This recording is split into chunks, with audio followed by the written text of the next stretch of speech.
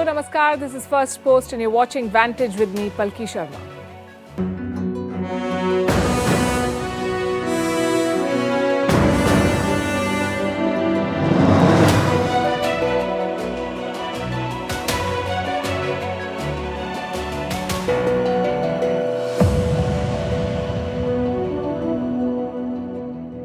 It's Friday, and if you're in the UK, you're probably working only half the day or not working at all.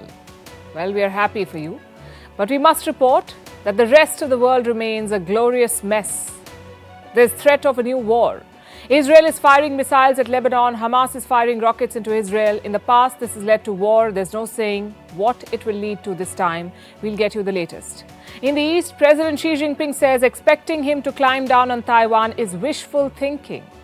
The Canadians have shot off a jet to monitor North Korea. The Japanese have crashed a military chopper with 10 people on board. And in space, Elon Musk's satellites are falling from orbit. They were supposed to be next-gen satellites. They're dropping like 9 pins. India is giving a serious boost to its space economy. More than 200 space startups and counting. And a new space policy. We'll tell you all about it. First, the headlines. Russia says any peace deal with Ukraine must focus on the new world order. Foreign Minister Lavrov also threatened to withdraw from the grain deal where Ukrainian wheat is allowed to be exported. China retaliates after the Taiwan president visited the US. Beijing has sanctioned the Ronald Reagan Library where the Taiwanese and US leaders met, and the Hudson Institute, which honored President Tsai Ing-wen. A UAE court has rejected South Africa's request to extradite the Gupta brothers. The two brothers were arrested in the UAE in 2022. They face political corruption charges. South Africa says it is shocked and dismayed by the court's verdict. Samsung will cut chip production. It's the world's biggest memory chip maker. It is grappling with falling prices and demand for semiconductors. And Thailand's main opposition party makes a big election promise. It will give $15 billion to citizens above the age of 16. That's 55 million people. The party says this will help revive the struggling economy.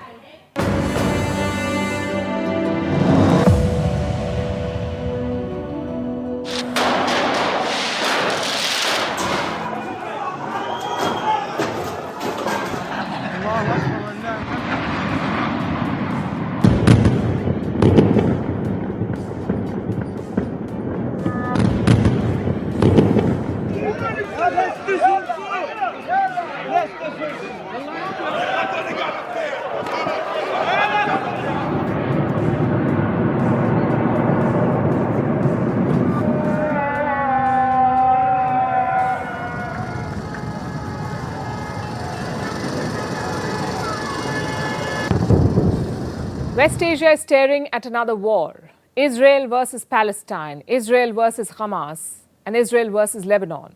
It's a complicated mix. Rockets and threats are raining on Israel, and they're paying back in kind. And the way things are going, it could blow up into a full-fledged war. We say this because it has happened before, and it started exactly like this. The tension began at the Al-Aqsa Mosque. We've been telling you about the clashes there, the Al-Aqsa Mosque. This mosque is the third holiest site in Islam after Mecca and Medina. It is said that the Prophet Muhammad ascended to heaven from here. Now, the same mosque is a site of conflict. Israeli forces raided the mosque to remove worshippers who were apparently carrying weapons. The Palestinians fought back. Soon the fighting spread beyond the mosque compound. Militant group Hamas entered the fray. They started firing rockets at Israel, first from Gaza, then from Lebanon. Yesterday, there was a barrage of rockets that came from Lebanon. Israel responded with warplanes and conducted airstrikes on Lebanon. And both sides are now issuing threats. Hamas says, and I'm quoting, they won't sit with their arms crossed in the face of Israeli aggression. Israel says Hamas will pay a price for this. The world is calling for calm, but to no avail. Let's get you the latest. Last night, northern Israel was targeted. At least 34 rockets were fired from Lebanon. Israel said it intercepted most of them, but the ones that got through did cause damage. Some buildings were hit, 2 people were injured. They were hit by shrapnel. For Israel, the rocket attacks are a clear provocation. This is the biggest strike from Lebanon, from Lebanese soil, since 2006. That's the year when Israel and Lebanon went to war. And this time the attacks are coming from Hamas in Lebanon. At least that's what Israel says. Hamas is a militant group morphed into a political party. It controls the Gaza Strip. Israel calls the Hamas a terrorist organization. It says they are the ones who fired the rockets from Lebanon. Israeli defense forces were quick to counterattack. They dispatched jets. They struck targets inside Lebanon and also across the Gaza Strip. Around 3:30 a.m. there were aviation airstrikes and we felt it. Then they struck here, but we weren't sure of it in the village. People went onto the streets but didn't know. When we saw the soil, I knew it was here in our farmland, so we came and viewed it. People came to check the crater caused. We depend on God. May God ease it on everyone. Israeli fighters used around 20 missiles. They hit at least 4 sites in a span of 10 minutes. And this may not be the end of Israeli action. Prime Minister Netanyahu has promised a strong response. Recently, I have made it clear that our enemies should not misjudge us. The internal debate in Israel will not prevent us from taking action against them wherever and whenever necessary. Regarding the aggression against us on the other fronts, we will strike our enemies and they will pay the price for any act of aggression. Israel is sending a clear message. It holds Lebanon responsible for the missile attacks and it wants to stop all Hamas operations in Lebanon. But it's not going to be easy. And Hamas too wants to punish Israel for the clashes at Al-Aqsa, among other things. Before the rocket attacks, the Hamas sent out this warning. What happened in Al-Aqsa Mosque, the Israel forces' assaults on the worshippers, is a crime and is a violation of all human rights and laws. And the occupation should be held responsible for it and its repercussions, because our people will not let this pass without a response to the terrorizing of the worshippers who were safe in the house of God. The strike on Gaza this morning is an attempt to prevent Gaza from uniting with our people in Jerusalem. We will remain to function as a shield to our people in Jerusalem and the blessed Al-Aqsa Mosque. Neither side is prepared to back down at this point, and this raises the risk of conflict. Not the first time this is happening. In 2021, there were similar clashes. They led to a war. Israel and Hamas fought an 11-day war, and the parallels this time are uncanny. In 2021, Israel evicted families in East Jerusalem. Then the Israeli police raided worshippers at Al-Aqsa. That triggered attacks from Hamas. They began firing rockets. Israel fired back with missiles. And 2 years on, the same thing is happening. There is a UN peacekeeping force in Lebanon. It has issued a statement. It says the situation is, quote-unquote, extremely serious. The United Nations has urged restraint. So has the United States. The US, remember, is Israel's top ally. It says Israel has the right to defend itself, but both sides should work towards dialing down tensions. We are concerned by the scenes out of Jerusalem, and it is our viewpoint that it is absolutely vital that the sanctity of holy sites be preserved. We condemn the launch of rockets from Lebanon and Gaza at Israel. Our commitment to Israel's security is ironclad, and we recognize Israel's legitimate right to defend itself against all forms of aggression. America says the sanctity of the holy site should be preserved. And that's a complicated issue. This is a site where Jewish temples once stood. They were demolished centuries ago. Now there are mosques and a peace deal that hardly holds. Jews can visit the site, but they cannot pray here. Muslims can pray, but they were flushed out of the mosque by Israeli forces. It was a security operation. The worshippers had explosive fireworks in the mosque. It is happening during the Muslim holy month of Ramadan. Also the Jewish festival of Passover. As the tension and fighting spreads, the facts are getting blurred. Israel blames the Hamas for the rocket strikes, but reports say that the Hezbollah may also be involved. They may have backed the Hamas strikes. And who are the Hezbollah? This is an Iran-backed Shia group based in Lebanon. Also, they call themselves a political party. The Hezbollah is an arch rival of Israel, and they back the Assad regime in Syria. Israel has been fighting a shadow war with Iran there. It has been targeting the Hezbollah. In fact, Israel has intensified operations in the last few months. Since the beginning of this year, Israel has conducted at least 10 airstrikes inside Syria. Israeli airplanes struck drone factories. They killed at least 2 members of the Hezbollah. So they may be hitting back with the help of the Hamas. And if Israel decides to retaliate further, the situation could spin out of control. India is on a mission against foreign meddling. A clean-up drive is underway. NGOs and their foreign funds are under the lens, and the latest one to face scrutiny is Oxfam. It is a British charity. India's Home Ministry has recommended an inquiry against Oxfam. On what grounds? On alleged violation of foreign funding rules. The Foreign Ministry, in fact, has issued a statement. It explains the case against Oxfam, and this is what it says. The MHA found that Oxfam India continued to transfer foreign contributions to various entities even after coming into force of the FCRA 2020, which prohibits such transfers. The amendment came into force on September 29, 2020, and Oxfam India transferred funds to other NGOs, violating provisions of the FCRA 2010. What is the FCRA? It stands for the Foreign Contribution Regulation Act. It was introduced during the emergency in 1976. The law regulates foreign funding to NGOs in India, and it's the same law that is being used in the case against Oxfam. The law clearly spells out the rules. Broadly, it requires every NGO to be registered under the Act. The ones that register get an FCRA license, and they cannot raise foreign funding without these licenses. Meaning, an NGO in India must have an FCRA license to get money from outside the country. That is the law.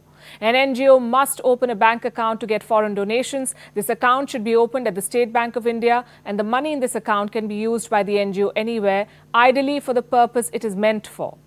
All such NGOs must file annual returns, and they cannot transfer donations to another NGO.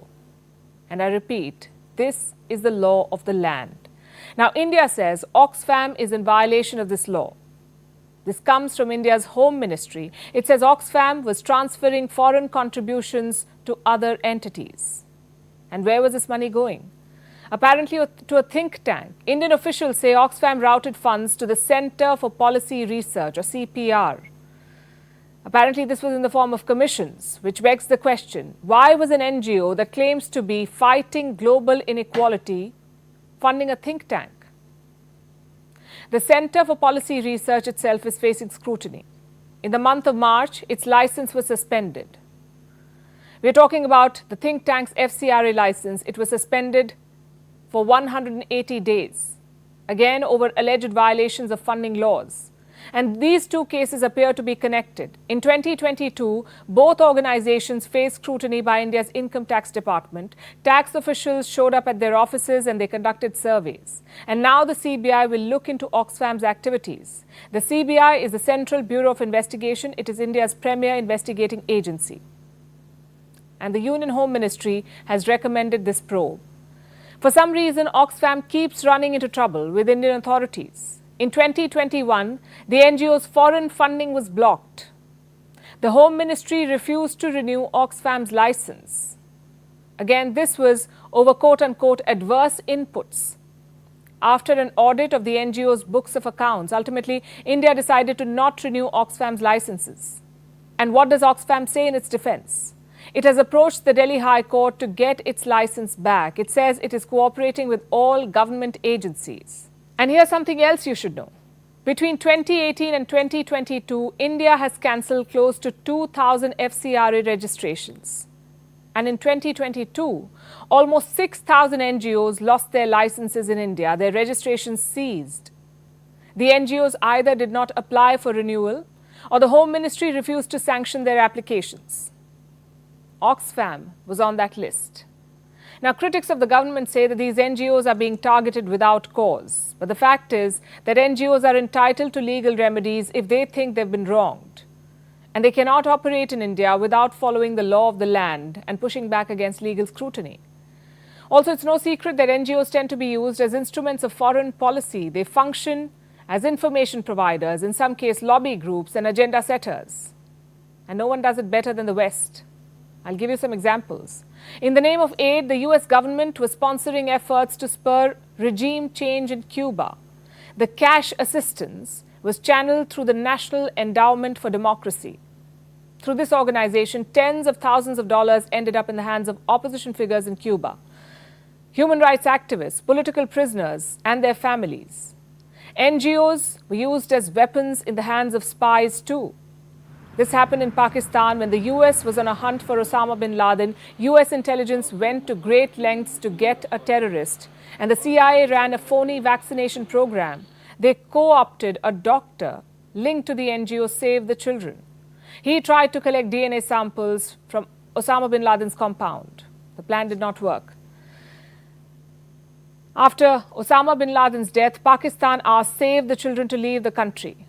There are many more such examples, but you get the point. And we're not suggesting that Oxfam is involved in any such activities. The limited point here is that NGOs have an important role to play. They're open to being misused by foreign powers too, and hence the need for scrutiny. Meanwhile, tensions are flaring up in the east too. Regional powers are on the edge. Xi Jinping has ruled out a compromise on Taiwan. More warplanes are entering the region. Canada is sending aircraft to Japan, and a Black Hawk helicopter with 10 people on board is missing. Let's start with China.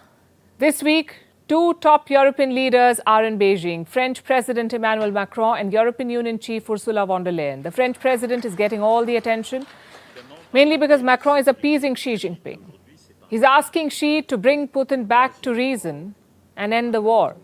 But the EU chief, Ursula von der Leyen, is calling out China. She put Xi Jinping in a spot when she met him yesterday. She brought up the issue of Taiwan.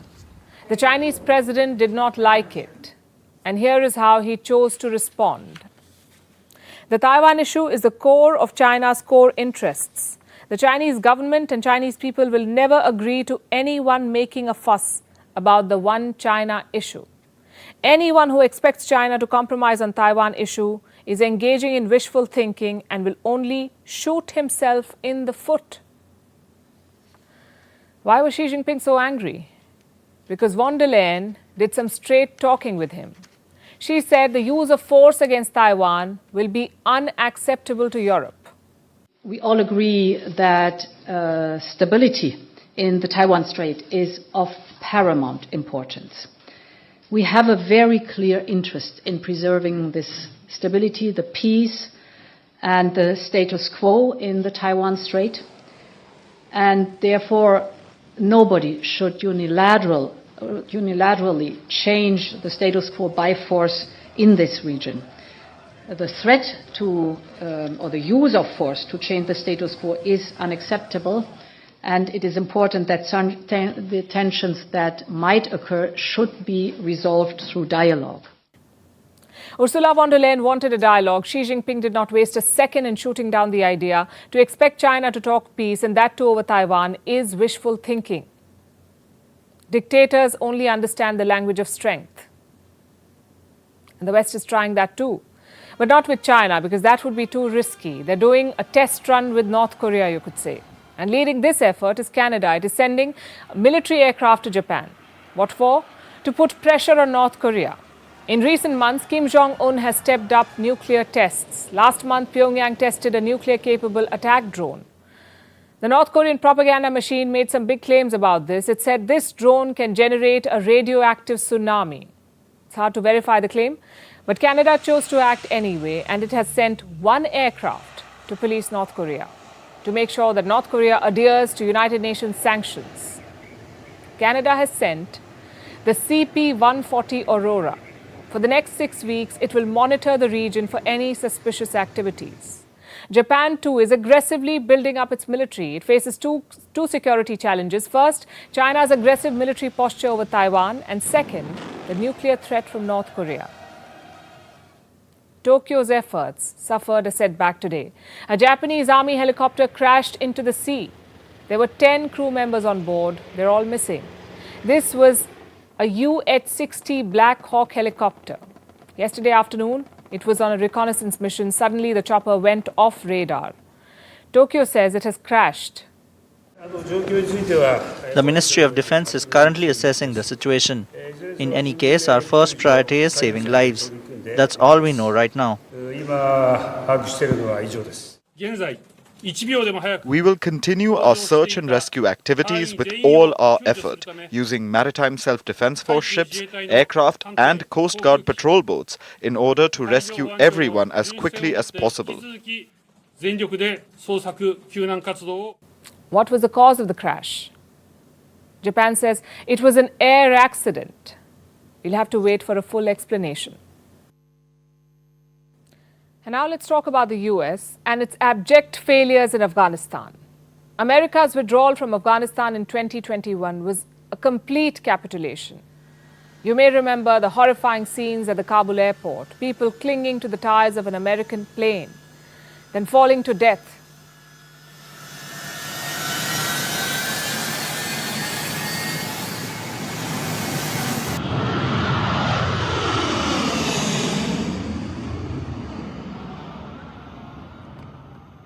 Meanwhile, the Taliban, who the US had been fighting for 2 decades, captured Afghanistan astonishingly fast. Within weeks, they undid everything the US had spent decades setting up. America's failure was so complete that they decided to analyze it. Washington has made a classified report about its dismal retreat. Now, the White House has shared that report with the US Congress and released a short summary for the public. But if you thought the report would be introspective, don't hold your breath. The Biden administration is passing the buck. They're blaming the Afghanistan disaster on former President Donald Trump. This was White House National Security spokesperson John Kirby defending President Biden's role in the debacle. But you need to remember, and I get the question about the previous administration. You got to look at when he came into office, what he was walking into. He didn't negotiate with the Taliban. He didn't invite the Taliban to Camp David. He didn't release 5,000 prisoners. He didn't reduce force levels in Afghanistan to 2,500. And he didn't have an arrangement with the Taliban that they won't attack our troops. He came in with a certain set of circumstances. He had no ability to change. He had to deal with it based on what he inherited. So the White House expects us to believe that Biden did the best he could, that whatever happened was not Joe Biden's fault. The points Kirby mentioned are not wrong, but he conveniently ignores some uncomfortable truths, like how the US was so unprepared that 2 suicide bombers killed almost 200 people outside the Kabul airport.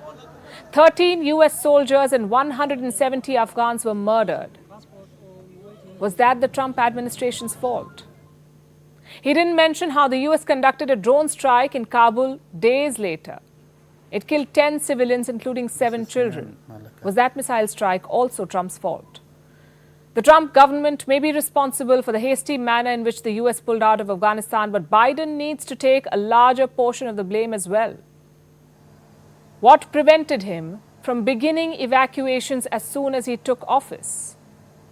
Biden knew he did not have much time. Why didn't he expedite visas for Afghans who helped the US? The Ukraine war has proved that mountains can be moved for refugees from US allied countries. But all this was swept under the rug, and Biden's achievements were lauded. Proud of the fact that we got more than 124,000 people safely out of Afghanistan? You bet.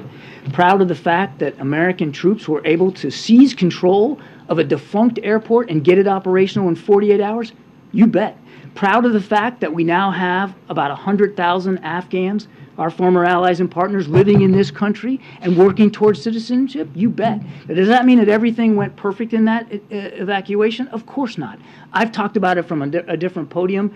The after-action reviews are now being reviewed by members of Congress, which will lay out things that could have gone better. Nobody's saying that everything was perfect. But there was a lot that went right. And a lot of Afghans are now living better lives in this country and other countries around the world because of the sacrifices and the work of so many American government officials. So yeah, there's a lot to be proud of, Peter. Now, we get that it's Kirby's job to defend President Biden, but seriously, such blatant chest thumping after Afghanistan. The Afghan failure needs introspection and accountability, not theatrics. And speaking of theatrics, Donald Trump weighed in on the issue. He put up this message on Truth Social, that's a social media platform. He called Biden a moron and said the current president alone is responsible. Again, this is deflecting all the blame and not in the best language, we say. They're just pointing fingers at each other, unwilling to look at Afghanistan for what it is, the greatest proof of the failure of US foreign policy. The British crown is under the scanner again. More skeletons are tumbling out of the monarchy's closet. Their links with slavery are being published. Headlines say the British royalty sit on a throne of blood, and for centuries they have benefited from it, all while keeping silent. Now the king has finally spoken out. This was after the release of new research. It shows the British monarchy's links to slavery and how one of their ancestors invested in a slave trading company. King Charles III is supporting this research. Reports say he has also given the researchers an all-access pass. Here's more. For centuries, historians have drawn a link between the British monarchy and slavery. During the 17th and 18th centuries, millions were trafficked from Africa to the Caribbean and North America, and historians have told the world how this benefited the monarchy. But the royal family have almost always been reluctant to address such claims. The British monarchy's historical ties with slavery are being investigated, and new research has been published. It discloses this document. Researchers are calling this evidence of King William III's stake in a slave trading company. It shows a transfer of shares worth over $1,200, with Edward Colston sending it to William III. You may have heard of Colston. He was a 17th century slave trader. And you may remember this. In 2020, anti-racism protesters famously toppled his statue in England's Bristol. It was in solidarity with the US Black Lives Matter movement. Buckingham Palace now says that the king takes this matter profoundly seriously, and the royal household is lending their support to the research. They will be offering access to the royal collection and royal archives. This research could be a healing moment for the UK, Commonwealth nations, and the world. It can even help tackle the problem of historical racism. King Charles may have given his nod, but if he's looking for good publicity, and he desperately needs some, going through his family's treatment of slaves might not cut it.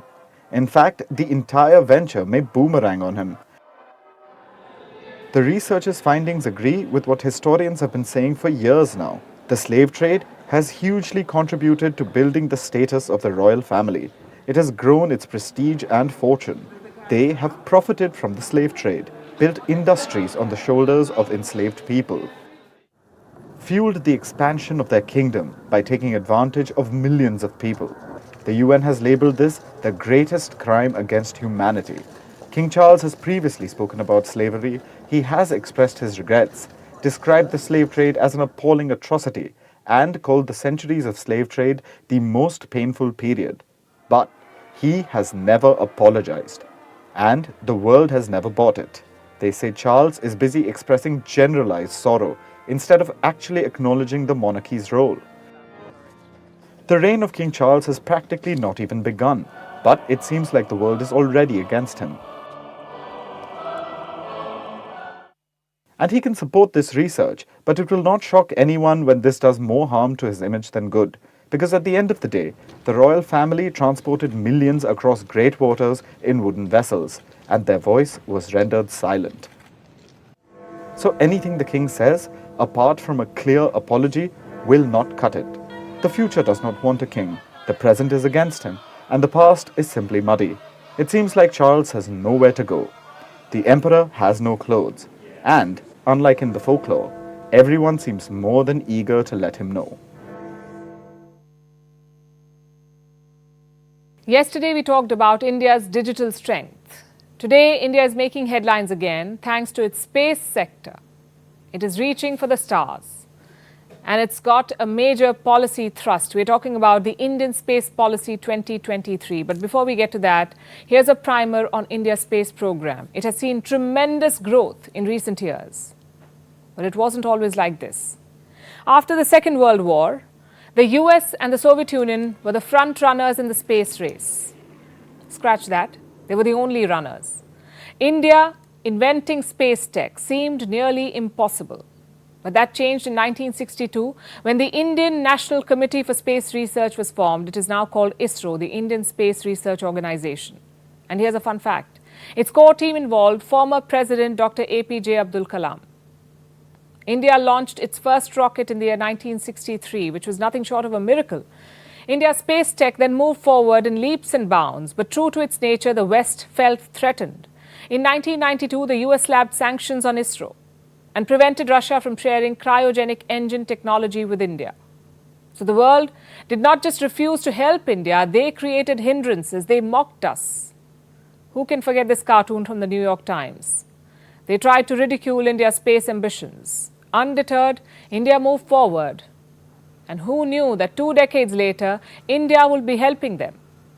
ISRO joined hands with NASA to co-develop the world's most expensive Earth imaging satellite. India also went on to find water on the moon in 2008, and in 2014, the New York Times apologized for that cartoon.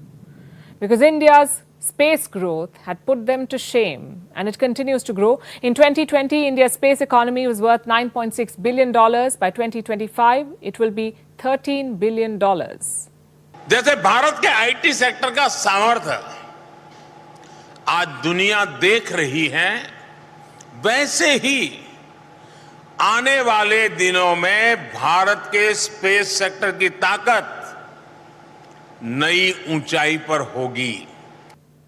India's space sector is gearing up for a new era, and the best part is this: it's all made in India, indigenous technology and structural ambitious shifts. I'll give you an example. In 2020, India opened up its space sector for private players. The result was this: more than 200 space startups have come up in India in the last 3 years, more than 200. They have collectively raised more than $245 million in funding. And this is just the beginning. Many are even working towards launch services. In November last year, the Vikram S was launched. It was India's first privately built rocket. It was built by a Hyderabad-based startup. This announced the arrival of the private space sector in India. The same month saw 2 more launches. 2 radio communication nano satellites were launched, again by a Hyderabad-based company. Then an Earth imaging satellite was launched, this time by a company in Bengaluru. India also got its first private launch pad. It was established by a space tech startup incubated at IIT Madras. And these are just a few examples. The new space policy will help spawn many such companies. India is launching space reforms to drive its space economy. It is already among the top global players. Indian Space Policy 2023, and which in brief would offer clarity to the role of each of these other components which have been set up to enhance the role of the Space Department, to give a boost to the activities of the ISRO missions, and to have a larger participation, extended participation between the research academia, startups and industry. India's space program has had a spectacular journey. Most of it was driven by ISRO. But there's a lot of untapped potential. Sample this. India's space sector accounts for just about 2% of the global space economy. There is room for private players to drive up this number, and the new space policy should help. It will invite larger participation. But remember, this policy is still short of a bill. A bill would provide a legal framework for the commercial use of space. It would also help create mechanisms for insurance, for instance, against damage in space. Right now, that's not an option, and that means huge costs for private players. So the policy is a good first step. A lot more can be done to unleash India's space economy. They say the sky is the limit. We say the sky is only the launch pad. And while India gets ready to scale new heights in space, Elon Musk's satellites are falling from the sky. SpaceX launched 21 mini Starlink satellites in February. They were supposed to be next-gen satellites. But they're just not being able to stay in orbit. They're falling off and getting burned to a crisp by the Earth's atmosphere. Meanwhile, China is working on a mega constellation of satellites. It plans to challenge Elon Musk's SpaceX by launching thousands of low-orbit satellites. But why are SpaceX satellites falling off? And why does China want to challenge them? Our next report tells you more. We've all heard about shooting stars. Meteors that burn up as they enter the Earth's atmosphere. But If you happen to spot a shooting star in the sky recently, it may have been a SpaceX satellite falling from its orbit. Because that's what's happening to Elon Musk's next generation satellites. They're falling from the sky. What you see falling here is a SpaceX V2 mini satellite. The satellite was among the 20 others launched by Elon Musk's company on February 27th. These mini satellites are stopgaps. They're meant to help Starlink increase its capacity. And what is Starlink? It's SpaceX's satellite internet network that provides internet coverage to over 50 countries. But why does Starlink need to increase its capacity? Because its demand is rising. And it's rising so fast that SpaceX had to launch temporary satellites. Until they launched the full-sized versions, they decided to make do with the mini satellites. But the plan isn't holding. Last month, Elon Musk made an admission. He said the satellites were experiencing some issues. In fact, the whole bunch of 20 satellites could be deorbited, a fancy term to say they may all fall.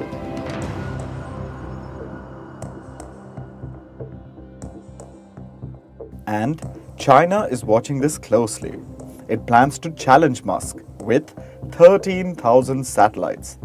China will deploy close to 13,000 low-orbit satellites. And why does it want to compete with SpaceX?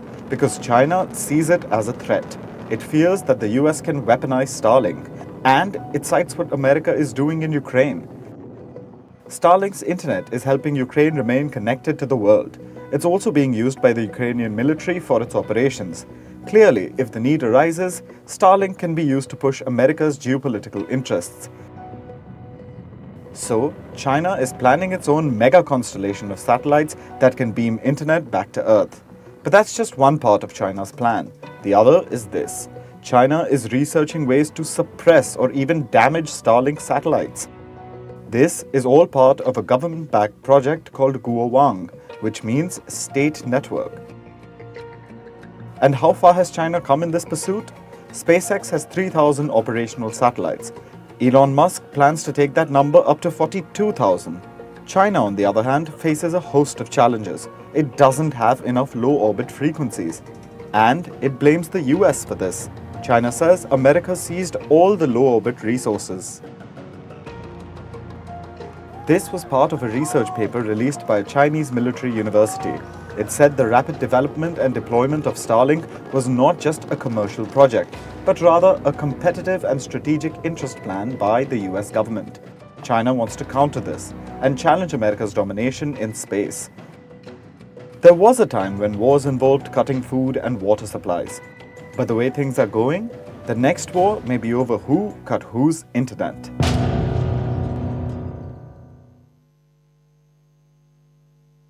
Let's return to what's happening on the planet and have a look at what's going on in Myanmar, a country that has been under military rule for 2 years now.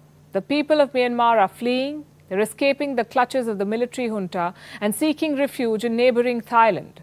Reports say there are frequent clashes in Myanmar, violence has escalated, the military is fighting armed rebels, and the ordinary people, as always, are bearing the brunt. Here's more.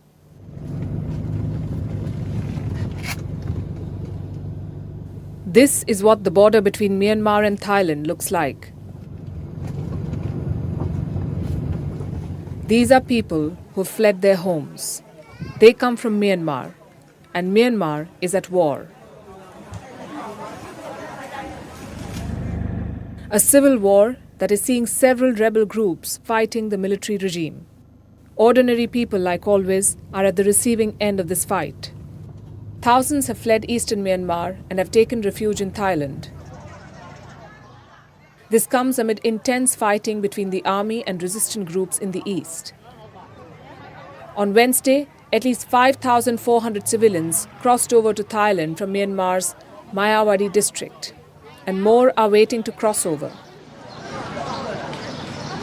The Thai government is providing shelter, food and water to the refugees. The military junta is not exactly having a walk in the park either. It deposed the democratically elected government of Aung San Suu Kyi in February 2021. And since then, It has been fighting armed rebel groups and anti-coup organizations. They formed an alliance of sorts against the military rulers. The rebel groups had been fighting the government for years, but when the military took over, these groups joined hand with pro-democracy organizations. This has compounded the challenges for Myanmar's military regime.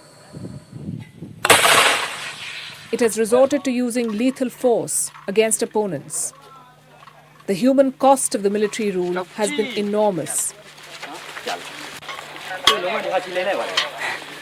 More than 1.5 million people have been displaced, 40,000 homes have been gutted, 8 million children no longer have access to education, and about 15 million people are said to be facing a severe shortage of food.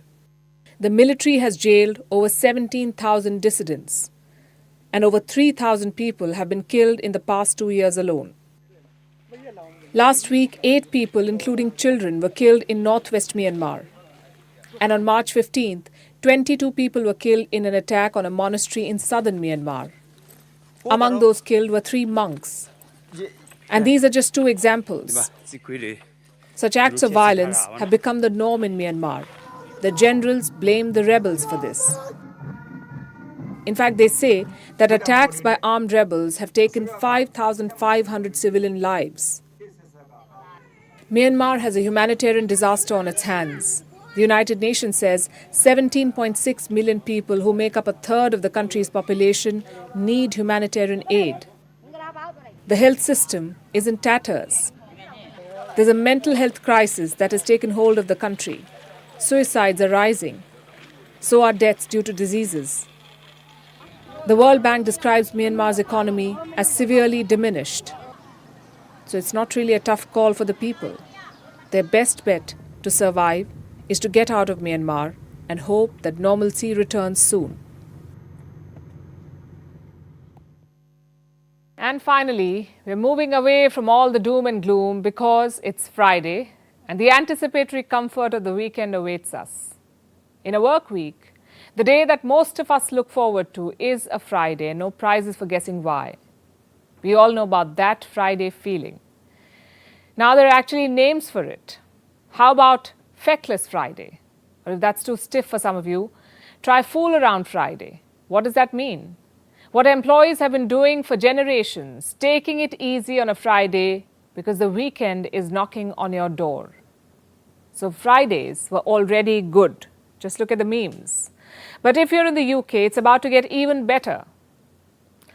As the heartburn over the headcount continues for British companies, they're now getting innovative in luring workers and trying to keep them happy. Firms are now enticing employees with early finish Fridays. So now instead of wrapping up your work at your usual time at 5 or 6 p.m., you can clock out early by 3:30 p.m. on a Friday. And that too without having to wrangle with your boss, leaving behind the drudgery of the work week and embracing your weekend of limitless possibilities. Sounds too good to be true, right? But it's not. The question is, why are companies in the UK doing this? It's not because they care so much about the emotional well-being of employees. It's because of fiscal prudence. Let me explain and take some of the joy out of it. Britain, like many parts of the world, is battling a labour crunch. Propulsive job growth is a thing of the past. Workers are in high demand, and the good ones, at least, are in high demand, and companies are pulling out all the stops to coax them, to win them over, and to fix the labour crunch. But what caused the shortage in the first place? The answer is twofold. 1, the exodus of young people from the workforce during the pandemic, and 2, a sharp increase in the number of early retirements, mostly for those above the age of 55. From December last year to February this year, the number of job vacancies in the UK was more than 1 million. And this wasn't even the worst. The figure was even higher between September and November 2022. So you get the picture. The jobs are there, but where are the workers? It's this demand-supply gap that has forced British employers to be benevolent. It's the economy, stupid, as Bill Clinton's political strategist James Carville said once. In March, more than 1,400 job listings in the UK posted early finish Fridays as a perk for prospective employees. And this is especially targeted towards Gen Z to appeal to their sense of work-life balance. And early finish Fridays are not the only enticement. Some companies are offering additional perks like massages, free barista-style coffee, a day off for your birthday, summer festivals, regular social gatherings. Do you hate your job yet? Well, let me help you. Early finish Fridays are particularly popular in IT, engineering and sales jobs. Many others don't work on Friday at all. They have a 4-day work week. You may remember this from last year. Between June and December, 60 companies in the UK tried this, a 4-day work week. This was a trial. At the end of it, more than 90% of the participating companies decided to continue with it. 18 of these companies made it a permanent policy, a 4-day work week. So if you are about to enter the workforce in the UK, you could be looking at either no work on Fridays or early finish Fridays. And those are good odds to have, we say. They may or may not solve Britain's labour shortage. But for those scuffed up by the stress of the work week, it is salve for the soul. So put on your party hats or get in your pajamas and grab a book because it's a Friday. And now it's time for Vantage Shots, images that tell the story. We're starting with the US. 3 Democrats got a hero's welcome at noisy gun control protests in the Tennessee Capitol. This was ahead of a vote from Republicans to expel them for joining a gun protest last week in the wake of the Nashville shootings.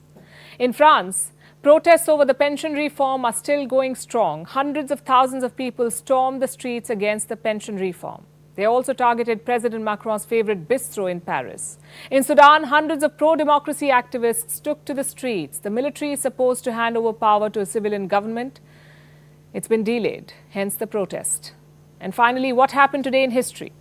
In the year 1994, a civil war erupted in Rwanda. In the months that followed, the Rwanda genocide took place. It saw 100 days of slaughter. Over 800,000 people were killed. They belonged to a minority group. It was one of the darkest episodes in modern-day Africa. We would have liked to end with better visuals, but this is our world. We're leaving you with this. Thanks for watching. See you next week.